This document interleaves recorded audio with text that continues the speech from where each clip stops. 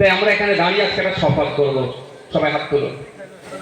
আমরা শপথ করব মাদ্রাসা, মসজিদ, কবরস্থান, ঈদগাহ যখন বেহাত হয়ে যাচ্ছে সেই সময় আমাদেরকে আমাদের পাশে না দাঁড়িয়ে যারা দিল্লি যাওয়ার নিদান দিয়েছে, 2026 সাল আসছে, তাদেরকে বিরুদ্ধে আমরা ভোট করব, তাদের বিরুদ্ধে আমরা ভোট দেব। আর যেই বিজেপি আমাদেরকে এই মাদ্রাসা মসজিদ কেড়ে নিয়ে অপচেষ্টা চালাচ্ছে, অপচেষ্টার জন্য যে বিল নিয়ে এসেছে সেই বিজেপির বিরুদ্ধে আমরা ভোট করব। অর্থাৎ 2026 সাল আসছে, আমরা তৃণমূল বিজেপির বিরুদ্ধে ভোটটা করব। মমতা ব্যানার্জিকে বুঝিয়ে দিতে হবে যে মাদ্রাসা মসজিদ যাওয়ার লোকেদের ভোট ছাড়া আপনি ক্ষমতার মসনদে বসতে পারবেন না। আর সেই মাদ্রাসা মসজিদকে যারা কেড়ে নিতে চাইছে তাদের বিরুদ্ধে আন্দোলন তো দূরের কথা, পশ্চিমবাংলায় যারা আন্দোলন করছে তাদেরকে আপনি মামলা দিচ্ছেন। আপনাকে আমরা 14 তলায় আর উঠতে দেব না, আপনাকে 14 তলা থেকে কেড়ে নেব।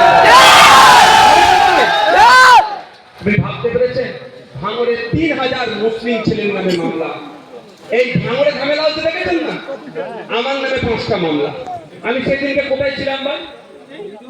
আমি ওখানে ছিলাম, বরঞ্চ আমি মানুষকে ফোন করে করে লাউড স্পিকারে দিয়ে বলাচ্ছিলাম এই ঠান্ডা হওয়া ঝগড়া ঝামেলায় কেউ চলাবে না, এটা চক্রান্ত। তারপরেও মামলা কেন? আরে আন্দোলনটা কার বিরুদ্ধে হয়েছিল? শুভেন্দু অধিকারীর নেতাদের বিরুদ্ধে, দিলীপ ঘোষের নেতাদের বিরুদ্ধে আন্দোলন হয়েছিল, বিজেপির বিরুদ্ধে আন্দোলন। আর বুকটা কার ফাটছে? দিদির বুকটা ফাটছে, তৃণমূলের ফাটছে। কারণটা কি? একে অপরের পরিপূরক। এইখানে যারা আছে নেতা কাটা, আমাদের লিটনদা আছে, আর বলো না গো রফিক সাহেব আছে, এদের কিছু করার নেই। এটা উঠে বসতে বললে উঠবে না, বলো আমি চ্যালেঞ্জ করে বলছি। সম্মানীয় ব্যক্তি, আমি যথেষ্ট তাদের সম্মান দিই, দেব। রাজনৈতিক মত পার্থক্য থাকতে পারে, কিন্তু এদের ক্ষমতা নাই দুটো কথা বলার। আমি তো বিধানসভার মধ্যে থাকি, আমার লাইভ টিভিতে চলে না, বিধানসভা লাইভ হলে বুঝতে পারতেন। আমার থেকে তো ভালো আপনারা জানতে পারবেন না। এদের ক্ষমতা নেই, বাইরে বাঘ মেরে ফেলবো বলবে, ওখানে একটা মশা মারার ক্ষমতা নেই মমতা ব্যানার্জি। বুঝতে পেরেছেন? তো এদের নিয়ে আমি কোনোদিন ভাবি, তো এদের নেত্রী আমি আশা করেছিলাম, বিশ্বাস করুন, যে পশ্চিমবাংলার সমস্ত যারা বিজেপি বিরোধী শক্তি আছে মমতা ব্যানার্জি ডাক দেবে, ডাক দিয়ে একসাথে ওয়াকাফের বিরুদ্ধে আন্দোলন করবে। পশ্চিমবাংলায় এমন আন্দোলন সংগঠিত হবে যার প্রভাবটা দিল্লিতে গিয়ে পড়বে। কিন্তু দুর্ভাগ্য আমাদের, আমার দুর্ভাগ্য, আমার চিন্তা মানে আমার ভুল চিন্তা ছিল। উল্টে কি দেখলাম? পশ্চিমবাংলায় আমরা যারা আন্দোলন করছি আমাদের বিরুদ্ধে মিথ্যা মামলা দিয়ে আন্দোলনকে কিভাবে আটকানো যায় তার সর্বোচ্চ চেষ্টা করছে। এবার আপনাদের বলছি কেন বলছে, আমি তারপরে আসবো, এটা বলার পরে আসবো কেন আমি ওয়াকাফ আইনটার বিরোধিতা করছি। শুনবেন তো ভাই? তো কেন পশ্চিমবাংলায় আটকাচ্ছেন? পশ্চিমবাংলায় যত বড় বড় আন্দোলন হবে দিল্লির মানুষরা সাহস পাবে, পশ্চিমবাংলায় আন্দোলন হবে উত্তরপ্রদেশের মানুষরা সাহস পাবে, পশ্চিমবাংলায় আন্দোলন হবে উড়িষ্যার মানুষরা সাহস পাবে, পশ্চিমবাংলায় আন্দোলন হবে আসামের মানুষরা সাহস পাবে, পশ্চিমবাংলায় আন্দোলন হবে মহারাষ্ট্রের মানুষ সাহস পাবে, পশ্চিমবাংলায় আন্দোলন হবে সারা ভারতবর্ষের মানুষ সাহস পাবে। সাহস পেয়ে বিজেপি কোণঠাসা হবে। এটা তো মমতা ব্যানার্জি চাই না। যতই বলুক বিজেপির উনি বিরুদ্ধে, মনে প্রাণে উনি চাই দিল্লিতে বিজেপি থাকুক।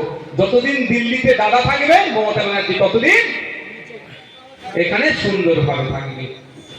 আর দাদা বিপদে বললে দিদি তখন ঠিক ম্যানেজ করে দেবে। একটা উদাহরণ দিচ্ছি, আপনারা জানেন এইবারে কুম্ভ মেলাটায় চরম অব্যবস্থা ছিল। প্রায় 140 বছর পর পর হিন্দু ধর্মের যারা অনুসারী তাদের ধর্মীয় বিশ্বাসকে আমাকে রেসপেক্ট করতেই হবে, এটা আমার ধর্মীয় শিক্ষা। কারো বিশ্বাস আমি কোনোদিন আঙুল তোলার ক্ষমতা আমার নাই, না সংবিধান দিয়েছে আঙুল তোলার ক্ষমতা, না ধর্ম আমাকে দিয়েছে। সংবিধানও বারণ করেছে, ধর্ম বারণ করেছে। 140 বছর পর পর তারা মনে করে এটা মহাকুম্ভ, ওখানে গিয়ে স্নান করলে তার পাপ মুক্ত হতে পারে, তাদের বিশ্বাস। যখন প্রতি 144 বছর পর পর হচ্ছে, সারা ভারতবর্ষ থেকে মানুষ চলে যাচ্ছে। অব্যবস্থার ফলে কি হলো? প্রচুর মানুষ মারা গেল, ক্ষতিগ্রস্ত হলো। যদিও সঠিক লিস্ট ওরা দেয়নি, হিন্দুদের রক্ষাকর্তা সরকার ফেল হয়েছে। সারা ভারতবর্ষ যখন এটা নিয়ে ক্ষিপ্ত, ইভেন পার্লামেন্টে যখন কুম্ভ মেলার উপরে আলোচনা করা হোক, কারণ কুম্ভ মেলার জন্য ভারত সরকার প্রায় 1700 কোটি টাকা মতো দিয়েছে, আর উত্তরপ্রদেশ সরকার প্রায় 4500 কোটি টাকা মতো দিয়েছিল। প্রায় 6,000 কোটি টাকার উপরে। তাহলে এত টাকা খরচ করার পরেও ভালো করে কেন হয়নি? কেন এত মানুষ মরল?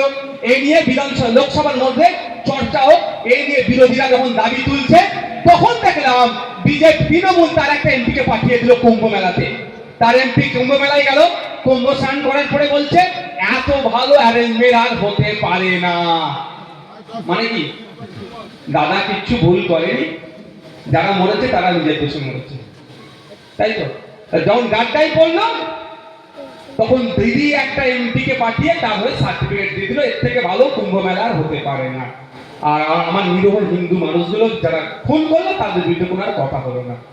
ঠিক একই ভাবে দিদি যখন গাড্ডায় পড়ে তখন দেখবেন দিল্লিগামী ফ্লাইট ধরে, গিয়ে গুজগুজ করে সব সেটিং করে চলে আসে। আর আমাদের এখানে এই লিটন দাদেরকে দিয়ে বলে বিজেপির বিরুদ্ধে লড়বো। লিটন দা হয়তো সত্যিকারের বিজেপির বিরুদ্ধে লড়লেও কি হবে? লিটন দার নেত্রীর কাছে তো টিউনি করার জায়গা, যেদিকে ঘুরাবে সেদিকে ঘুরবে না ভাই। দিনের সাথে যেদিকে ঘুরাবে সেদিকে ঘুরবে। প্রসাদ খাওয়াচ্ছে, এখন প্রসাদ খেতে হচ্ছে, লিটন দা খেয়ে নিয়েছে কি বলতে পারবো না। এটা উচিত হবে কি? এই যে প্রসাদটা দিচ্ছে সরকারি ভাবে, এটা রাষ্ট্রের কোনো ধর্ম নাই, এটা মাথায় রাখতে হবে। ঠিক যদি এই প্রসাদের আমি কেন বিরোধিতা করছি? আমি এই রাজনৈতিক প্রসাদের বিরোধিতা করছি। প্রত্যেক ধর্মের ধর্মীয় যে সিন্নি আছে যা আছে, আমি বিরোধিতা করার ক্ষমতা আমার নাই, কিন্তু এটা রাজনৈতিক প্রসাদের আমি বিরোধিতা করার কারণ কালকে আমি একইভাবে বিরোধী করবো, শুধু প্রসাদ বলে নয়। কালকে যদি মমতা ব্যানার্জি আপনার ভোট পাওয়ার জন্য বলে বাড়িতে বাড়িতে কুরবানির গোশত পাঠাবো, কেউ বিরোধী করুক আর না করুক, অন্তত দেখবেন দুটো মানুষ করবে, সেটা একটা আব্বাস সিদ্দিকী, তারপরে নওশাদ সিদ্দিকী। অন্যরা চটি মুখে নিয়ে বসে থাকতে পারে, মাথা খারাপ লাগতে পারে। আমি অবাক হয়ে যাচ্ছি, এটা ধর্মীয় মঞ্চ নয়, কিন্তু আমি আজকে বলতে বাধ্য হচ্ছি, আরে মৌলানা সাহেব আর কবে বলবে ভালো কোনটা খারাপ কোনটা? আর কবে বলবে? ইমাম সাহেব আর কবে বলবে যেটা হারাম এটা হালাল, এটা বৈধ এটা অবৈধ? আর কবে বলবে? আমি শুধু অবাক হয়ে যাচ্ছি। ভোট আসলে ফতোয়া দেওয়ার জন্য লিখিত ফতোয়া বেরিয়ে যায়। এখন হয়তো পেনের কালি শেষ হয়ে গেছে, অপেক্ষা করুন, পেনের কালি বললে বলে দেবে। কি গো, এই হচ্ছে এদের চলছে। সে বলছে আপনাদের কি আমাদেরকে মুসুর টাকা সোজা রাখতে হবে। আমরা কুরবানির গোশত বা জগন্নাথ ধামের প্রসাদ চাই না রেশনের মাধ্যমে, আমরা চাই ফ্যামিলি পিছু একটা করে চাকরি বাড়ি বাড়িতে, সেটাই পোস্ট অফিসের মাধ্যমে চিঠিটা আসুক। ওয়ান ফ্যামিলি ওয়ান জব, প্রতিটা বাড়ি থেকে একজনের চাকরির ব্যবস্থা, রেশনের মাধ্যমে না এসে পোস্ট অফিস থেকে তার চিঠি আসুক। দলিত, আদিবাসী, হিন্দু, মুসলমান, জৈন, খ্রিস্টান নির্বিশেষে প্রতিটা বাড়ি থেকে একটা করে ছেলে যদি চাকরি বা একটা করে মেয়ে যদি চাকরি করে, অন্তত সেই পরিবারটা বাঁচবে। এর ব্যবস্থা সরকার করবে। সরকার এর ব্যবস্থা না করে ধর্মীয় উন্মোদনা করে তুলছে। এখন মুসলমান ভোটকে তো শুভেন্দু অধিকারীর ভয় দেখে পকেটে ভরে নিয়েছে, হিন্দু ভোট এখন হাতছাড়া হয়ে গেছে। হিন্দু ভোট আমার চাই, তাহলে কি করতে হবে? তড়িঘড়ি জগন্নাথ ধাম করো, আর ওই জগন্নাথ ধামের প্রসাদ হিন্দুর বাড়িতে পাঠিয়ে বলো যে আমার থেকে বড় হিন্দু আর পশ্চিমবাংলায় কেউ না। হিন্দু ভাইদের বোকা বানানো চলছে, হিন্দু ভাইদের বোকা বানাচ্ছে। মুসলমান ভাইয়ের থেকে আমি অনুরোধ করবো, হিন্দু ভাইদেরকে এগিয়ে আসতে হবে, আগে এসে প্রতিবাদ করতে হবে যে হিন্দু ধর্ম তো ঠুনকো ধর্ম নয়। তুমি জগন্নাথ ধামের প্রসাদ রেশনের মাধ্যমে পাঠাতে হবে। হিন্দু ধর্মে তারা ধর্মীয় বিশ্বাস, প্রসাদ তাদের মন্দির থেকে তারা ঠিক কালেক্ট করে নেওয়ার তাদের ক্ষমতা আছে। এতদিন ধরে কালেক্ট করেছে, আগামীতেও তারা কালেক্ট করবে। এই নিয়ে বলি ভাই আমার দোষ, এই বলি আমাকে জেলে দেবে বলেছে, দিয়েছে, আগামী দিনও জেলে দেওয়ার প্ল্যান চালাচ্ছে। তাতে আমি ভয় খাইনি। মানুষের জন্য বলবো, শিক্ষার জন্য বলবো, কর্মসংস্থানের জন্য বলবো, স্বাস্থ্য বিপ্লবের কথা বলবো, হিন্দু মুসলমানের ঐক্যের কথা বলবো, ফেক এসসি সার্টিফিকেটের বিরুদ্ধে কথা বলবো, দলিত ভাইদের উপর অত্যাচার বন্ধের কথা বলবো, মুসলমানদের উপর অত্যাচার বন্ধের কথা বলবো, মুসলমান দলিত আদিবাসী নির্বিশেষে 100% যে রোস্টার আছে সেটা মেনে যাতে চাকরির ব্যবস্থা হয় তার কথা বলবো। এই কথা বলে যদি নওশাদ সিদ্দিকীকে একবার কেন যদি 100 বার জেলে রাখা, আমি 100 বার জেলে যাওয়ার জন্য প্রস্তুত আছি। কি আছে, আমি যদি বলা বন্ধ করতে কি আগে বলে দিচ্ছি, আমাকে এরকম বড় পথ দিয়ে দেবে, সামনে পিছনে আবার দুটো গাড়ি দিয়ে দেবে, লাভ কি হবে? যদি আমার বলার ক্ষমতাটাই কেড়ে নেয়, আমি মনে করি জীবিত অবস্থায় মৃত হয়ে গেল, ওর থেকে মরে যাওয়া অনেক ভালো হয় আমি মনে করি। আর আমার বড় ভাইজানের শিক্ষা আমার এটা দিয়েছে। যখন প্রথম ভোটে জিতেছি, রাজনীতি তো খুব একটা বুঝি না, এখনো যে বুঝে গেছে এরকম ব্যাপার নয়। তো ভাইজান একটা কথাই বলেছিল, ছোট ভাই কি বলবে আর, যে লেগে থাক, ধরে থাক, পিছন দিকে একটা সময় আসবে, তাকাতে হবে না। আর আজকের দিনে দাঁড়িয়ে বলছি, সত্যি আমি গর্বিত, যেখান দিয়ে যাই যে কোনো ধর্মের মানুষ, বর্ণের মানুষ যদি চোখে চোখে হয়ে যায়, ভাই কেমন আছে বা দাদা কেমন আছে হাতটা নয়, এটাই আমার জন্য বড় পাওনা। আপনারা যে ভালোবাসা দিয়ে আমাকে বরণ করছেন, এই বৃষ্টির সময় মানুষ তো ঘরে বসে থাকবে, চা খাবে, পরিবারকে আড্ডা দিতে পারে, তা ছেড়ে এই বৃষ্টি মাথায় এসে উপস্থিত হয়েছে, এটাই আমার কাছে বড় জিনিস। একদিকে ওদের মন্ত্রিত্ব, ওদের দপ্তরের দায়িত্ব, ওদের জেনারেল সেক্রেটারি, ওদের প্রেসিডেন্ট, ওয়ার্কিং প্রেসিডেন্ট, ওদের টাকা একদিকে আমার কাছে, আর অপরদিকে ভাঙড়ের মানুষের ভালোবাসা, আস্থা আমাকে দিয়ে বিধানসভায় পাঠিয়েছে সেটা, আর সারা রাজ্যের মানুষের ভরসা আমার প্রতি, এটা আমার কাছে বড়। এটাকে ওটা দিয়ে আমাকে হারাতে পারবে না। প্রচুর চেষ্টা হচ্ছে। এখন মাঝে মাঝে সাংবাদিকরা জিজ্ঞাসা করে, এখন আর আপনাকে কিছু বলেন? আমি বলি ওটা হাঁপিয়ে গেছে। আমি বলি যে ওরা হাঁপিয়ে গেছে।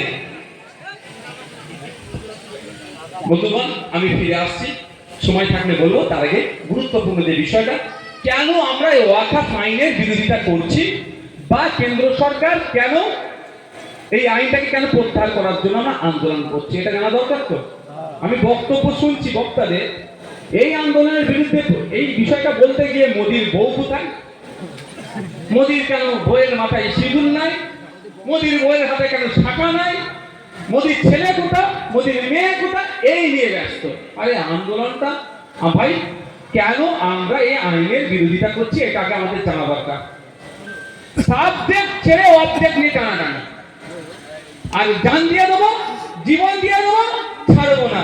আরে কি ছাড়বি না, তখন আর বলতে পারছে না। বুঝতে পারছেন? আগে একটু জানতে হবে। তার আগে আপনাদের বলি, এই ওয়াকফটা হিন্দু মুসলমানের লড়াই নয়, কিন্তু হিন্দু মুসলমানের লড়াই আমাদের মধ্যে ঢুকিয়ে দিচ্ছে কারা? বিজেপি আর তৃণমূল মিলে। তৃণমূল বিজেপি হিন্দু মুসলমানের খেলা কেন খেলতে চাইছে? এদের দুটো জনের ভাঁড় শুধু একটাই, দোকান আলাদা, ভাঁড় একটাই, আরএসএস। তৃণমূল বিজেপি জানছে যত হিন্দু মুসলমান করবো, মুসলমানগুলো আমার তৃণমূলে আসবে, হিন্দু ভাইগুলো বিজেপিতে যাবে। তাহলে দিনের সাথে হিন্দু মুসলমান কোথায় গেল? সেই নাগপুরের আরএসএস এর হেডকোয়ার্টারে চলে গেল, শুধু ঘুরে। তাই বলি আপনাদের, এটা হিন্দু মুসলমানের লড়াই নয়। বিজেপির এই নিয়ে আসা বিলটা যখন পার্লামেন্টে আলোচনা হচ্ছিল, সেই আলোচনাতে যে সমস্ত এমপিরা অংশগ্রহণ করেছিলেন বিরোধী দল থেকে, তাদের অধিকাংশ কিন্তু মুসলমান ছিল না। কেউ দলিত ছিল, আদিবাসী ছিল, খ্রিস্টান ছিল। ভিন্ন ধর্মের এমপিরা এই ওয়াকফ সংশোধনী বিলের বিরুদ্ধে যে যুক্তিতর্ক খাড়া করেছিল, বিজেপি সেখানে কুপকাত হয়ে গিয়েছিল। শুধুমাত্র সংখ্যার জোরে তারা পাস করিয়ে নিয়েছে। যদি এটা মুসলমানদের শুধু বিষয় হতো আর হিন্দু মুসলমানের লড়াই হতো, তাহলে 90 থেকে 95% এমপি আপনার হয়ে, ওয়াকফের হয়ে কিন্তু কথা বলতো না। দ্বিতীয় একটা উদাহরণ দিই, সুপ্রিম কোর্টে মামলা চলছে তো ওয়াকফের, আপনারা জানেন তো নাকি? এখন তো মানে সুপ্রিম কোর্ট বন্ধ আছে, এখন ছুটি চলছে, 14 তারিখে মনে হয় খুলবে, অর্ডার তখন হতে পারে। আমার একটা মামলা আছে, বড় ভাইয়ের নির্দেশ দিয়েছে, বড় ভাইয়ের নির্দেশে আমি একটা মামলা করেছি। শুভেন্দু অধিকারীর বিরুদ্ধে মামলাটা হচ্ছে, কিন্তু মাথায় গেল বিজেপি। তো মমতা ব্যানার্জি কিন্তু মামলা করেনি ভাই। শুনে রাখুন, আপনার কবরস্থান ছাড়ছাড়া হয়ে যাচ্ছে, আপনার ঈদগাহ হাতছাড়া হচ্ছে, আপনার দাদু যেখানে 20 বছর, 30 বছর, 40 বছর, 50 বছর, 100 বছর নামাজ পড়ে আসছে, ওই জায়গাটা হাতছাড়া হচ্ছে। কিন্তু অভিষেক ব্যানার্জি কোনো মামলা করেনি, মামলাটা করেছে নওশাদ সিদ্দিকী। এটা মাথায় রাখবেন কিন্তু ভাই, মাথায় রাখার জন্য বলছি, অনেক কথা বলবে। তো আমার যে মামলাতে 7 জন উকিল আছে, 7 জন উকিলের মধ্যে 4 জন কিন্তু ভাই নন মুসলিম। যদি এটা হিন্দু মুসলমানেরই ব্যাপার হতো, হিন্দুর সাথে মুসলমানের লড়াই, তাহলে কেন আমার মামলা করবে ভাই তারা? বল, কেন করবে? এটা হিন্দু মুসলমানের ব্যাপার নয়, এই ব্যাপারটা এটা হচ্ছে সংবিধান, একটা ধর্মকে আঘাত দিচ্ছে, সাথে সাথে সংবিধানের 14, 15, 25, 26, 29, 300 ক এই ধরনের একাধিক আর্টিকেলের উপরে আঘাত দিচ্ছে, সংবিধানের উপরে আঘাত দিচ্ছে। সেই জন্য জাত ধর্ম বর্ণ নির্বিশেষে মানুষ এটার বিরুদ্ধে লড়াই করছে। সুপ্রিম কোর্টে যে মামলা হচ্ছে, মামলায় যে আইনজীবীরা আছে 90 থেকে 95% আইনজীবী কিন্তু মুসলমান নয়, এটা মাথায় রাখবেন। তারাই আইনটাকে বাতিলের জন্য আইনি লড়াই করছে। শুধু তাই নয়, পাঞ্জাব থেকে একটা সংগঠন, পাঞ্জাব শিখ ধর্মের সংগঠন, তারা আপিল করতে শুনেছি যে এই আইনকে বাতিল করা হোক। তারা পাঞ্জাবি তো, তাও মুসলমানদের হয়ে কথা বলছে। শুধু মুসলমানদের হয়ে না, সংবিধানের হয়ে কথা বলছে। কেরলের একটা হিন্দু সমাজের সংগঠন, তারা, আমি উদাহরণ দিচ্ছি কি ধরনের, যারা বসিরহাটের দরবার থেকে মামলা করতে গিয়েছিলেন, আমাদের বাইজি ভাই গিয়েছিল, তুমিও তো গিয়েছিলে, দেখা ধরতে গেলে মুসলিম সংগঠন, বোঝানোর জন্য বলি। সেখানে কেরলের একটা ধর্মীয় হিন্দু ধর্মীয় সংগঠন সুপ্রিম কোর্টে মামলা করেছে যে আইনকে বাতিল করতে হবে। এই আইন যে শুধুমাত্র মুসলমানকে শোষণ নয়, সংবিধানের উপরে আঘাত লাগছে বলে। মাইন্ড থেকে এটা ক্লিয়ার হলো তো, যে এটা মুসলমান হিন্দুর ব্যাপার নয়, এটা ভুল বুঝানো হচ্ছে। এই ভুল বুঝানোটা ক্লিয়ার হয়েছে। এবার আসা যাক, এই আইনকে নিয়ে আর দুটো মিথ্যাচার হচ্ছে। প্রথম মিথ্যাচার, বিজেপি এটা বেশি করে করছে যে ওয়াকফ বোর্ড যেখানে গিয়ে দাঁড়াবে, যেটা বলবে ওয়াকফের, সেটাই নাকি ওয়াকফের হয়ে যাবে। স্বাভাবিকভাবে মানুষ ভয় খেয়ে যাবে। এইভাবে হিন্দু ভাইদেরকে বুঝাচ্ছে, তোমার বাড়ির যে তুলসী তলাটা আছে, ওয়াকফ বোর্ড এসে যদি বলে এটা ওয়াকফের, ওয়াকফের হয়ে যাবে। তোমাদের পাড়ার যে মন্দিরটা আছে, ওয়াকফ বোর্ড যদি বলে এটা ওয়াকফের, ওয়াকফ বোর্ডের হয়ে যাবে। তোমার বাড়িটাকে যদি বলে এটা ওয়াকফের, ওদের কি ওয়াকফের হয়ে যাবে। এইরকম বলে আমার হিন্দু ভাইকে একটু ভড়কে দিচ্ছে। আচ্ছা, ভারতবর্ষে এই ধরনের কোনো আইন আছে ভাই? আইন আছে আপনাদের মনে হয় যে আপনার যেখানে ওয়াকফ বোর্ড বলবে সেটা ওয়াকফের হয়ে যাবে? এই ওদের কথা অনুযায়ী পুকুরটা যদি বলে ওয়াকফ বোর্ড আমার, এটা নাকি ওয়াকফ বোর্ডের হয়ে যাবে। এটা হতে পারে? ভারত সরকার যদি এসে পুকুরটা চাই, তা ভারত সরকারের হবে না যতক্ষণ না পর্যন্ত এর বলছে, কনসার্ন দিচ্ছে। উন্নয়নের জন্য লাগবে। ভারত সরকার যদি চায়, পশ্চিমবাংলা সরকারকে বলবে, পশ্চিমবাংলা সরকার একে নোটিশ করবে, এটার জন্য আপনাকে ক্ষতিপূরণ দেওয়া হচ্ছে, আপনি দিন। যদি না দিয়ে যদি মামলা লড়ে, উকিল সাহেব, অনেক কটা উকিল আছে তো নাকি, উকিল সাহেব কি বলবো নাকি, তো ও যদি মনে করে আইনে লড়িয়ে ওটাকে বেটাকে ঝুলিয়ে রাখবো, ভারত সরকারের ক্ষমতা নেই এ করা, আইনি লড়াই তাকে যেতে হবে। তাহলে একটা বোর্ড, ছোট্ট একটা বোর্ডের ক্ষমতা আছে, এটা সম্পূর্ণভাবে ভুল বোঝানো হচ্ছে। কেমন ভুল বোঝানো হচ্ছে? বলছে নওশাদ সিদ্দিকী আমাকে যে উদাহরণ দিচ্ছে, আমি এত পাওয়ারফুল, যেখানে দাঁড়িয়ে বলবে এটা আমার, সেটা নাকি আমার হয়ে যাবে। আমি এত পাওয়ারফুল, আমি এত বলে এখন নিজেকে ধরে উদাহরণ দিচ্ছি। আমি কাঁদছি ওয়াকফ ট্রাইব্যুনালে গিয়ে যে পশ্চিম বাংলায় আমার ৭৫,০০০ বিঘা ওয়াকফ সম্পত্তি আমি উদ্ধার করতে পারছি না, আপনি একটা অর্ডার করিয়ে দেন যাতে আমি উদ্ধার করতে পারি।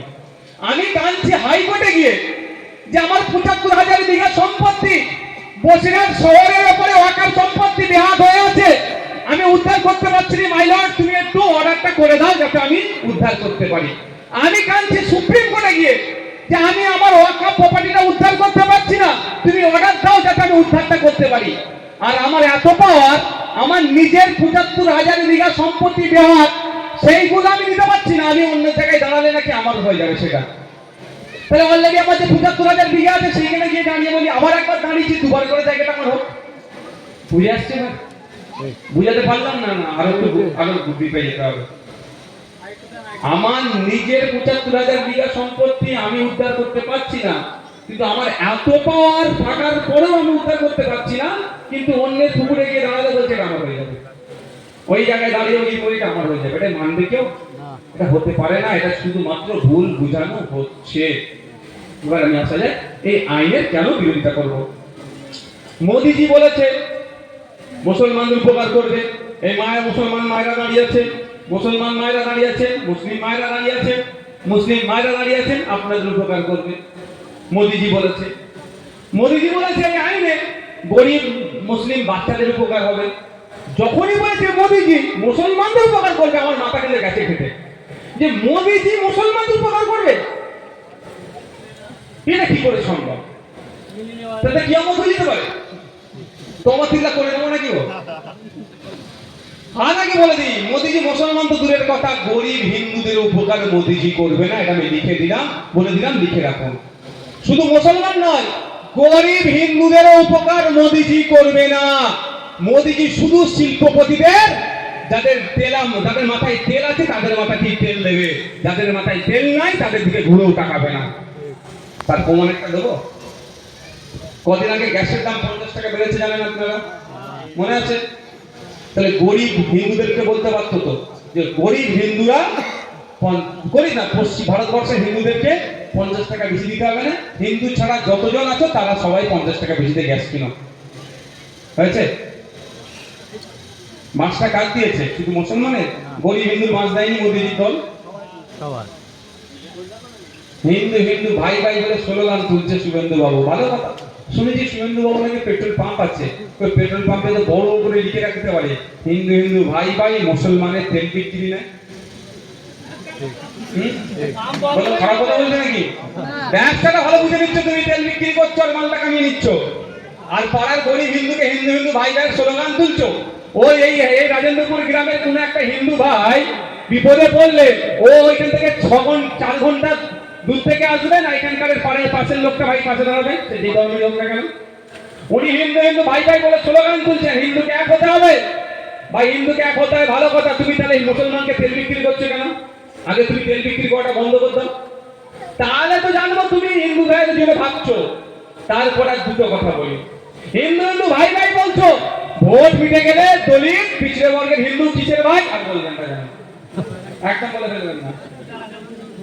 অন্যকে শুনছিলাম মোহাম্মদ সেলিম স্যার এই কথা বলেছে, ওই দিকে একটা গো করে অন্য কথা আসছে, ওটা বলবেন না একদম। আমি মাইক দিয়ে বুঝতে পারছেন? ভোট মিটে গেলে অমুকের ভাই বলবে এরা, তার প্রমাণ দিচ্ছে উত্তরপ্রদেশে চলে যান, তার প্রমাণ চলে যান সাউথ ইন্ডিয়াতে, তার প্রমাণ রাজস্থানে চলে যান। দলিত হওয়ার জন্য উচ্চবঙ্গের মন্দিরের কোলে পানি খেয়েছে, পিটিয়ে মেরে দিয়েছে। দলিত হওয়া অপরাধ, ইঞ্জিনিয়ারিং করছিল, ছেলেটিকে মারধর করে তাকে পেশাব খাওয়াতে বাধ্য করেছে। দলিত হওয়ার জন্য হায়দ্রাবাদ ইউনিভার্সিটির রোহিত ভমুলাকে এমন মানসিক টর্চার করেছে, সুসাইড করতে বাধ্য করেছে। তুই দলিত, তুই আমাকে ওভারটেক করে চলে যাবি, পিটিয়েছে। সত্য বিজেপি রাজ্য, যতক্ষণ আসতে পারেনি ক্ষমতায় তখন ওরা বলেছিল হিন্দু হিন্দু ভাই ভাই, ওখানে স্লোগান হচ্ছে। যেই ক্ষমতা থেকে যেই ক্ষমতা এসে গেছে তখন তুমি অমুকের ভাই, সাইড হয়ে যাও। কি বলছে বুঝতে পেরেছেন? তো এই ধরনের বোঝাচ্ছে এই আইনের বিরোধিতা কেন আমরা করছি। মোদিজি আইনে নতুন যে আইন নিয়ে এসেছে, সে আইনে বলছে এই ওকে নামারে পড়ে যায়, পড়ে গেলে আমি কেস খাবো ভাই। আস্তে আস্তে সবাই কথা বলুন, কেস খাবো। মোদিজির নতুন আইনে বলছে ওয়াকফ সম্পত্তি নিয়ে কেউ দুর্নীতি করলে 6 মাস জেল হবে।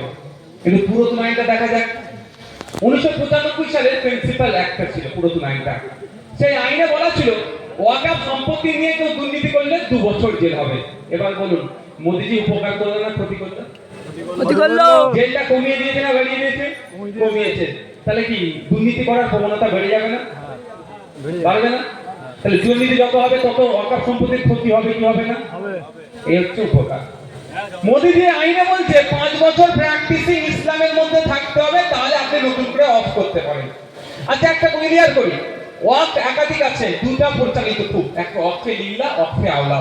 একটা মাদ্রাসা মসজিদ কবরস্থানের জন্য যেটা সম্পত্তিটা দিই সেটাকে আমরা ওয়াকফে লিল্লাহ বলি। সারা ভারতবর্ষে 32টা ওয়াকফ বোর্ড আছে। আর একটা সন্তানের নামে অফ করা যায়, কেমন? এই বসিরহাট শহরে বাজারে মেন চৌমাথাতে আপনি আপনার টাকা পয়সা আছে, আপনি একটা 1 বিঘে ঠিক 10 কাঠা একটা জায়গা কিনেছেন মানে আপনার ছেলেপুলেদের জন্যই তো করবেন ভাই, এর বাইরে তো কিছু নয়। তো আপনি যদি 10 কাঠা জায়গাটা রেখে দিয়ে চলে যান, আপনার অবর্তমানে আপনার ছেলে বিক্রি করে দিতে পারে, কিন্তু টাকা তুলে খেয়ে নিতে পারে। তাহলে আপনি আপনার তার পুতা কিন্তু নাও ওটা থেকে আর লাভ পাচ্ছেন, বিক্রি মানে শেষ। ওই আপনার পুতা যে বলে দেখো এটা আমার দাদুর ছিল, একটা বড় হয়তো বিল্ডিং বানিয়েছে, কি হবে দাদুর ছিল। আর অফ করে গেলে কি করবে? Once off always off. একবার অফ হলে সারা জীবন অফ চলবে। অর্থাৎ আমি 10 কাঠা জায়গা কিনলাম, সন্তানের নামে অফ করে গেলাম, আমার অবর্তমানে সন্তান ওই জায়গাটা চাষবাস বিল্ডিং যা ইচ্ছা করতে পারবে, বিক্রি করতে পারবে না। তাহলে আমার নাতি তার নাতি পয়সা, আমার পুতা তার পুতা সবাই ওই জায়গা থেকে যা ইনকাম হবে ভোগ করতে পারলো, ওই জন্য মানুষ অফ করে। কিন্তু নতুন আইন নিয়েছে মোদিজি মুসলমানদের উপকারের নামে, মুসলমানদের চরম বাঁশ দিয়েছে কি যে আপনি নতুন করে আর অফ করতে পারবেন না, তার রাস্তাটা বন্ধ করেছে। ডাইরেক্ট বলেনি যে আপনি অফ অফ করতে পারবেন না। কি করেছে? বলছে 5 বছর প্র্যাকটিসিং ইসলামের মধ্যে থাকতে হবে। এই প্র্যাকটিসিং ইসলামের ডেফিনিশন বা সংজ্ঞাটা কি বলে দেয়নি, শুধু বলেছে 5 বছর আপনার প্র্যাকটিসিং ইসলামের মধ্যে থাকতে হবে। এবার বলুন, কেউ যদি গিয়ে অফিসারকে বলে আমি আমার সম্পত্তি কি করব, অফ করব, বলেনি যে কি কি থাকলে প্র্যাকটিসিং ইসলাম, বা এত বড় দাড়ি রাখতে হবে, এত বড় জুব্বা পরতে হবে, 5 দিন ছাড়া বছরে, সারা মাস সারা বছর রোজা রাখতে হবে, এইভাবে কিছু বলে দেয়নি, কিচ্ছু বলেনি, শুধু বলে দিয়েছে কি 5 বছর প্র্যাকটিসিং ইসলামের মধ্যে থাকতে হবে। এবার আপনি বলুন, আপনি গিয়েছেন আপনার ছেলের নামে এই বসিরহাটে 10 কাঠা, শহরে 10 কাঠা জায়গার জমিটা অফ করতে, আপনার মুখ দেখে বললো তুমি এসেছো, হ্যাঁ স্যার আমি এসেছি। আবার আজকাল তো অফিসাররা অনেক তুই তুকারি করে। আমি আপনাদের কথা একটা বলে যাচ্ছি, যদি কোনো অফিসার আপনাদের সাথে তুই তুকারি করে কথা বলে, তাকে ভদ্র ভাষায় বলবেন স্যার, আমি আপনাকে স্যার সম্বোধন করছি, আপনি আমাকে ভদ্র ভাষায় সম্মান দিয়ে কথা বলুন। আর সে যদি মনে করে আমি বড় স্যার হয়ে গেছি, সাথে সাথে আপনিও বলবেন হ্যাঁ তুই কি বলছিস বলতো, কি বললাম, আপনার আমার ট্যাক্সের টাকায় ওই সাহেবের মাইনে চলছে, এটা মাথায় রাখবেন। আপনার আমার ট্যাক্সের টাকায় ওই অফিসারের মাইনে চলছে, যে অফিসারটা আছে না, আপনার আমার ট্যাক্সের টাকা চলছে, এটা মাথায় রাখবেন। ফিরে আছে এই জায়গায়, টাইমও স্বল্প আছে, বেশি টাইম না, এনার্জি কারো লস হচ্ছে না তো ভাই। তো আপনি গিয়ে বলেন সাহেব আমি এ করবো, অফ করবো, আপনার মুখের দিকে তাকিয়ে বলে ধর বেটা ঠিক করে নামাজ পড়ো না, তুমি ঠিক করে মুসলমান হতে পারবে না, ইসলামের মধ্যে এনে তুমি কি অফ করবে? না প্র্যাকটিসিং ইসলাম বলেছে, কেন আমি তো 5 ওয়াক্ত নামাজ পড়ি? আমার বাপের বয়সী লোককে যদি বলে আর সবাই নামাজ পড়লে কি কপালে দাগ হয়? না, কপালে দাগ হয়, তুমি নামাজ পড়ো দেখি কি তোমার কপালে দাগ হয়? বাড়ি চলে যাও, তুমি ঘোড়ার দিন কি করবে এখন? কোথায় মামলা করবে? কোনো দাগ লাগার জায়গা রেখেছে? তাকে নিত, তাহলে আপনি অফ করতে পারবেন না।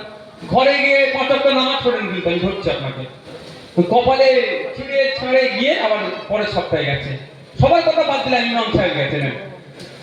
আমি আপনি একটু ফাঁকিবাজি করি, ফাঁকিবাজি করা উচিত না, যারা মুসলিম ধর্মের আছেন এখানে, কিন্তু ইমাম সাহেবের ফাঁকিবাজি নয়, 2,500 টাকা মাইনে দিয়ে ওকে এবার সব চুষে দেয়, এটাও কিন্তু জবাব ঠিক জায়গায় দিতে হবে, মাথায় রাখুন। ইমাম ভাতা 3,000 টাকা দিয়ে যেমন ভোট করিয়ে দিচ্ছে, একদিকে মুখ বন্ধ করে দিচ্ছে, 2,500 টাকা আপনারা দেন, চুপ করে রেখেছে, এটা বাড়ানো দরকার। আর ইমাম ভাতা অন্যান্য রাজ্যে 10,000 থেকে শুরু, 12,000, 18,000 পর্যন্ত আছে, আমাদের পশ্চিমবঙ্গে মাত্র 3,000, এটা মাথায় রাখবে, এটা বাড়াতে হবে, বাড়ানো দরকার আমরা মনে করি।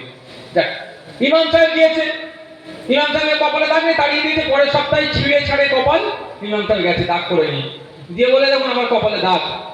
যদি ইমাম সাহেবকে বলে এই বছরে 29টা রোজা গিয়েছে, এবার 29টা রোজা হয়েছে তো নাকি, আপনি 4টে রোজা ছেড়ে দিয়েছিলেন, 25টা রেখেছিলেন কেন? আপনি ঠিক করে মুসলমান নন, তখন কি করবেন? কোন মিছিলের বাবার ক্ষমতা আছে আমার গায়ে লাগিয়ে বলতে পারবে আমি 29টার মধ্যে করা রোজা রেখেছি? তাহলে কি ওর অফ করা বন্ধ হয়ে গেল? আর নাহলে প্রতিটা মানুষের সাথে একটা করে অফিসার দিতে হবে, আমার কাছে একটা থাকবে, পিয়ারুল ভাইয়ের কাছে একটা থাকবে, মুসার কাছে একটা থাকবে। আমি ফজরের নামাজ পড়লাম কি পড়লাম না ও লিখবে, আসলে নামাজ পড়লাম কি পড়লাম না লিখবে, জোরে নামাজ পড়লাম কি পড়লাম না লিখবে, তাই নাকি? এরকম হবে? 3 কোটি মুসলমান কম বেশি আছে পশ্চিমবাংলাতে, তাহলে 3 কোটি অফিসার লাগবে তো। এমনি আমার সিভিক ভাইদের ফাটিয়ে দিচ্ছে, 10,000 টাকা মাইনে 9 থেকে 10 হচ্ছে, সেটা আমার জন্য 1,000 টাকা বেড়েছে। বিধানসভায় এতবার বলেছি ওটা একটু বাড়িয়ে দেন, আর আমাদের খান খেয়ে দেবে। এই 10,000 হবে না, সিভিক ভাইদেরও সমকাজী সমবেতন দিতে হবে 2019 সালের আইন অনুযায়ী। একটা সিভিক ভলেন্টিয়ার একটা কনস্টেবলের থেকে কোনো অংশে কাজ কম করেনি, তাহলে বলুন এত অফিসার পাবে? তাহলে ভবিষ্যতের অফ করার জায়গাটা বন্ধ হয়ে গেছে। এবার শুধু কি এটা মুসলমানের অত্যাচার করলো না সংবিধানে আঘাত দিল, এটা আমাদের দেখতে হবে। সংবিধানের 14 নম্বর 15 নম্বর আর্টিকেল গুলো ইকুয়ালিটির কথা বলা আছে। 15 নম্বর আর্টিকেলে যা ধর্ম বর্ণ লিঙ্গ নির্বিশেষে, জন্মস্থান নির্বিশেষে আলাদাভাবে তার সাথে কোনো রকম আচরণ করা যাবে না। তাহলে সংবিধানের 15 নম্বর আর্টিকেল অনুযায়ী মুসলমানের সাথে আলাদা করে কেন আচরণ হচ্ছে?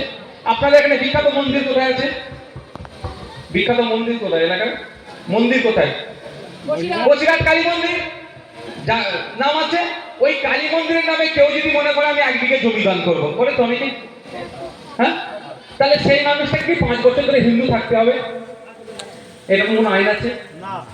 কোন খ্রিস্টান যদি মনে করে গির্জাতে আমি 1 বিঘে সম্পত্তি দান করবো, নাকি 5 বছর ধরে খ্রিস্টান থাকতে হবে, এই ধরনের কোনো আইন আছে? কোন শিখ ভাই যদি মনে করে আমি 5 বছর ধরে আমি গুরুদুয়ারাতে 1 বিঘে জমি দান করবো, নাকি কি 5 বছর ধরে শিখ হতে হবে? এরকম আইন নেই। তাহলে মুসলমানের জন্য আপনি কেন করলেন? তাহলে মুসলমানকে ধর্ম দেখার জন্য আপনি তাকে অবজ্ঞা করছেন, তার সাথে ইনজাস্টিস হচ্ছে, তাকে ডেপ্রাইভ করছেন। কিন্তু সংবিধানের আর্টিকেল 15 বলছে ধর্ম, বর্ণ, জাত, লিঙ্গ, জন্মস্থান দেখে তার সাথে আলাদাভাবে আচরণ করা যাবে না। তাহলে মোদীর যে আইন নিয়ে এসেছে নতুন, শুধুমাত্র মুসলমানকে আঘাত দিচ্ছে না, সংবিধানের 15 নম্বর 14 নম্বর আর্টিকেলকে আঘাত দিচ্ছে। সংবিধানের আঘাত এবং মুসলমানকে আঘাত দেওয়ার জন্য আমরা এই প্রতিবাদ করছি। আর এই প্রতিবাদটা দিদিমণি বলছে এখানে করা যাবে না। তাহলে দিদিমণি কার হয়ে কথা বলছে? মোদির হয়ে। এটা মাথায় রাখেন না, ভোটের সময় না বলে যা, ভোটের রাতে যদি এসে 500 টাকা দেয় ছাড়বেন না, আরে 500 টাকা দেবে, এই তো দেখো সময় খারাপ, দে 1000 টাকা দে, তাই না? তো 26 সালের অবস্থা খারাপ হওয়ারই দায়িত্ব নিয়ে বলছি বিজেপির পায়ে হাতে ধরে ম্যানেজ করতে হবে ওদেরকে, তাছাড়া ওদের কোনো দ্বিতীয় রাস্তা নাই। যতই পীর সাহেব, গাই সাহেব রাতের অন্ধকারে শুনছি, আবার কালকে একটা ভিডিও দেখলাম, 3 জন নেতৃত্ব গোপনে গিয়ে আলোচনা করেছে, সেই বিষয়ে আমি কথা বলবো না, অবশ্যই কিছু অসুবিধা হচ্ছে। 3 জন যতই যার সাথে সেটিং করো না কেন, পশ্চিমবাংলার হিন্দু মুসলমান নির্বিশেষে পুরো প্রস্তুতি নিয়েছে এই বিজেপি আর তৃণমূলকে বাংলা থেকে বিতাড়িত করবে। বাংলায় থাকার একটাই রাস্তা, বিজেপি তৃণমূল গোটা করে দাঙ্গা লাগাও, এছাড়াও দ্বিতীয় রাস্তা নাই। তাই হিন্দু মুসলমান নির্বিশেষে আমাদেরকে সজাগ থাকতে হবে, এদের ফাঁদে পা দেওয়া যাবে না, এদের বিরুদ্ধে ঐক্যবদ্ধভাবে লড়াই করতে হবে। হিন্দু মুসলমান ঐক্যবদ্ধ হয়ে এদের বিরুদ্ধে লড়াই করে বাংলা থেকে এদের গণতান্ত্রিক প্রক্রিয়ায় বিতাড়িত করে 250 টাকা ফর্ম ফিল আপ আগের মতো করে, যাতে 1 টাকা ঘুষ না দিতে হয়, আপনার আমার ছেলে মেয়ে যাতে শিক্ষকতা করতে পারে তার ব্যবস্থা করা। রাস্তাঘাটে যেভাবে পুলিশি হাইরানি থেকে শুরু করে অন্যায় হচ্ছে, সেগুলো সব ধরনের সামাজিক যে অবক্ষয় হচ্ছে সবটাকে বন্ধ করার দায়িত্ব নিতে হবে। আমি আপনাদের এই আরেকটা পয়েন্ট বলছি, কেন এর বিরোধিতা আমরা করছি। এই আইনে বলা আছে ওয়ার্ক বাই ইউজার, এটাকে কি করা আছে? ইনভ্যালিড করে দিয়েছে, অবৈধ ঘোষণা করেছে। ওয়ার্ক বাই ইউজার যদি ডাইরেক্ট আমি ট্রান্সলেট করি, ব্যবহারকৃত বা ব্যবহার করতে করতে যেটা অফ হয়েছে। আর সহজ বোঝার জন্য যদি আমি বলি, এটা দাঁড়াবে কি বলতো? এই মনে হচ্ছে এনার্জি লস হয়ে গেছে, শেষ করে দিচ্ছি কিন্তু ভাই, তাহলে 2 মিনিট তাহলে দাঁড়াতে হবে। আমি যে যত তাড়াতাড়ি ছেড়ে দিতে পারেন তত আমার ভালো লাগে, আমি বলছি। ওয়ার্ক বাই ইউজার যদি সহজে বোঝানোর জন্য মসজিদ গান। আচ্ছা, এই বসিরহাটে তো অনেক ঐতিহ্যশালী মসজিদ আছে না? হ্যাঁ, শাহী মসজিদ আছে। কত বছরের মসজিদ? 500 বছরের। আমি আপনাদের দায়িত্ব নিয়ে বলছি, শাহী মসজিদের যখন অফ করেছিল, অফের কাগজ আপনি দেখাতে পারবেন না। তাহলে এই শাহী মসজিদ কারো জায়গায় জোর হয়েছে নাকি? না। আপনাদের এলাকায় 200 বছরের কবরস্থান আছে না? 400 বছরের কবরস্থান পেয়ে যাবেন আপনাদের এলাকায় আছে। এবার এটা কিভাবে হয়েছে আমি একটা উদাহরণ দিলে বুঝতে পারবেন। আপনার এলাকার কবর দিতে হয় 10টা গ্রাম ছেড়ে গিয়ে। গ্রামের যে মানুষের একটু সম্পত্তি ছিল, সেটাকে দেখে খারাপ লেগেছিল, তার মনে রহম এসেছিল। গ্রামের 5টা মাতব্বরকে ডেকে, বয়স্ক লোকেদেরকে ডেকে, এই তোরা অত দূরে কবর দিতে যাস, বর্ষার সময় যেতে হয়, এখন যে রাস্তার অবস্থা, ওই 40 বছর আগেও একটা রাস্তার অবস্থা হয়েছিল, দেখো না এই রাস্তার এই অবস্থা। এই তো এখানে তো খবর হয়ে গেল, মিডিয়ায় খবর হয়ে গেল, তাও রাস্তার পরিবর্তন হলো না। এটা নির্লজ্জ, বেহায়া, দোকান কাটা। এক কাটা হলো হতো দোকান কাটা, তোলা তুলতে তো তার হোঁচ নেই। যে ওর বাড়ির অ্যাম্বুলেন্সটাও যদি যেতে হয়, তাহলে সেই কষ্ট করে যেতে হবে। ওনার বাড়ির মেয়েটা যদি প্রেগনেন্ট থাকে, যদি শহরে নিয়ে যেতে হয়, কষ্ট করে তার বাড়ির মেয়েটাও যাবে, হোঁচ নেই, তুমি নেতা হয়ে বসে আছে, রাস্তাটা ঠিক করতে অন্তত পারছো না, তোলা তুলতে ব্যস্ত। ওর বলার ক্ষমতা নেই, কেন তোলা তুলছে? দেখ, আমি আসা যাই ফিরে। তো ওই কি করতো আমাদের পূর্বপুরুষেরা, এই দিকাই ওই কবর, ওই 10 কাটা জায়গাটা তোমরা এ করবি, মসজিদ করবি, আল্লাহ রাস্তা দিয়ে দিলাম, গ্রামের মানুষকে মসজিদ করবি। এইভাবে মসজিদ হচ্ছে তো ভাই। ওই 2 বিঘে 3 বিঘে জায়গাটা আছে ওই খালের ধারে, মাছতলার গায়ে, ওই সব তোরা কবর দিতে 10টা গ্রাম দূরে যাস, তোদের কাছে যেতে হবে না, তোরা এখানে কবর দিবি। এইভাবে তো হয়েছে কবরস্থান। আপনার আমার পূর্বপুরুষদেরকে কারো, আমার পূর্বপুরুষরা দান করেছে, এটা কাগজ পাবে, মৌখিক দান। মোদী বলছে এখন নতুন আইনে, মোদীজির নতুন আইনে বলছে ওর কাগজ চাই। আপনি দান করেছে, কাগজ পাবেন। তখন এই রেজিস্ট্রি সিস্টেমটা ছিল 500 বছর আগে। বলেন তাহলে কি হবে? মোদিজি বলছে সব আমি নিই, কাগজ দিতে হবে, কাগজ যখন দেখাতে পারবেন না তাহলে অটোমেটিক্যালি মোদিজি নেবে। চক্রান্তটা কোথায় বুঝতে পেরেছেন? সারা ভারতবর্ষে 8 লক্ষ একর মতো ওয়াকফ সম্পত্তি আছে, তার মধ্যে 4 লক্ষ একর ওয়াকফ সম্পত্তি মৌখিক দানে। ওই 4 লক্ষ একর ওয়াকফ সম্পত্তির নজর মোদিজিদের নজরে পড়েছে। আর ওই 4 লক্ষ একর সম্পত্তির মধ্যে কলকাতার প্রাইম প্রপার্টি গুলো, যার এক কাঠার দাম 20 কোটি টাকা, দিল্লির জমিনে, মহারাষ্ট্রের মুম্বাই শহরে, কলকাতা এক কাঠার দাম 5 কোটি টাকা, এই ধরনের সম্পত্তি আছে যেগুলো মোদি নিয়ে ওর বন্ধুদেরকে দেবে আমোদ প্রমোদের জন্য, রিসর্ট বিল্ডিং বানানোর জন্য। বুঝতে পারছেন? এর বিরুদ্ধে আমাদের লড়াই। এবার হচ্ছে কথা, আপনার আমার পূর্বপুরুষ যেটা মৌখিক দান করেছে এটা বৈধ না অবৈধ? সেটা আগে জেনে নিতে হবে তো, সেটা জানতে হবে না? ভুল কাজ করেছে নাকি আপনার আমার পূর্বপুরুষ? Indian evidence act, Indian contract act, Indian property transfer act খুলে দেখতে বলবেন। এই সব আইন অনুযায়ী মৌখিক দানটাও বৈধ। মুসলিম পার্সোনাল লয়ের কথা আমি বলে ছেড়ে দিলাম, এটা আমি ধরছেই না। শুধু তাই না, 2000 সালে সুপ্রিম কোর্টে মামলা হয়েছিল, যে মামলার জাজমেন্টে মৌখিক দানকে বৈধ হিসাবে জাজমেন্ট দিয়েছে। আর মোদিজি নতুন করে এসে এটাকে অবৈধ ঘোষণা করে ওই সম্পত্তিগুলো নেওয়ার অপচেষ্টা। এর বিরুদ্ধে যখন আমি আন্দোলন করছি, বসিরহাট শাহী মসজিদকে বাঁচানোর জন্য যখন আন্দোলন করছি, তখন তৃণমূল নির্লজ্জ দল সে বলছে দিল্লি গিয়ে আন্দোলন করো। এখন আমার মধ্যে ইমান আছে না নাই? আমাকে বসিরহাট শাহী মসজিদকে বাঁচানোর জন্য আন্দোলন পশ্চিম বাংলাতেই করতে হবে, বসিরহাটেই করতে হবে, হাওড়াতে করতে হবে, হুগলিতে করতে হবে। কে কি বললে আমার দেখার দরকার নাই। বসিরহাটের লোকসভার টিকিট নেওয়ার জন্য তোকেও বসিরহাটের 2026-এ বসিরহাট সাব ডিভিশনের মধ্যে হাওড়া সিট হোক বা আপনার বাদরিয়া হোক, বসিরহাট উত্তরের সিট নেওয়ার জন্য কেউ প্রথমে ইমানি জজবা দেখালো, এখন যদি চুপ করে যায়, দুটো ব্যক্তি চুপ করবে না। একটা প্রথম আব্বাস সিদ্দিকী, দ্বিতীয়টা তারই ছোট ভাই নওশাদ। দেখার দরকার নাই। আমি আপনাদের বলে যাই, এই আন্দোলনের বিরোধিতা করে যাব।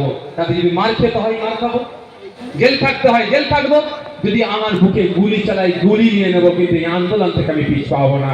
কারণ এটা মসজিদ কবরস্থানে বাঁচানোর লড়াই, অন্য কোনো লড়াই নয়, ব্যক্তিগত সম্পত্তি নয়। চল দুদিকে নিয়ে কোনো সমস্যা হবে, যেখানে এটা মসজিদ মাদ্রাসার লড়াই। তবে হ্যাঁ, আমাদের লড়াই আরো এগিয়ে যেতে হবে। শুধু মুসলমানদের উপরে অত্যাচার নামাচ্ছে না। 2006 সালে ফরেস্ট রাইট অ্যাক্ট ছিল, আদিবাসীদের জল জমি জঙ্গলের স্বাভাবিক অধিকার। 2023 সালে অপদার্থ বিজেপি সরকার ওই আইনের আবার পরিবর্তন করে আদিবাসীদের হাত থেকে জঙ্গলের অধিকার কেড়ে নিয়ে অপচেষ্টা চালাচ্ছে। তাই আমরা যেমন ঐক্যবদ্ধ হয়ে ওয়াকফের আইনের বিরোধিতা করছি, একইভাবে ঐক্যবদ্ধ হয়ে ফরেস্ট রাইট অ্যাক্টের নতুনের আমরা বিরোধিতা করব। ধন্যবাদ।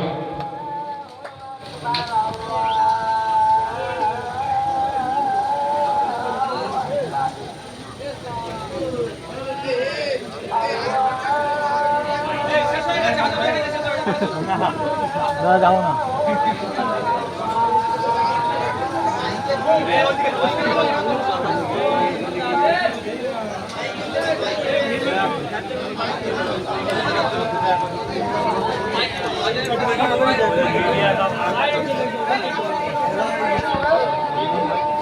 বাড়ি যাও।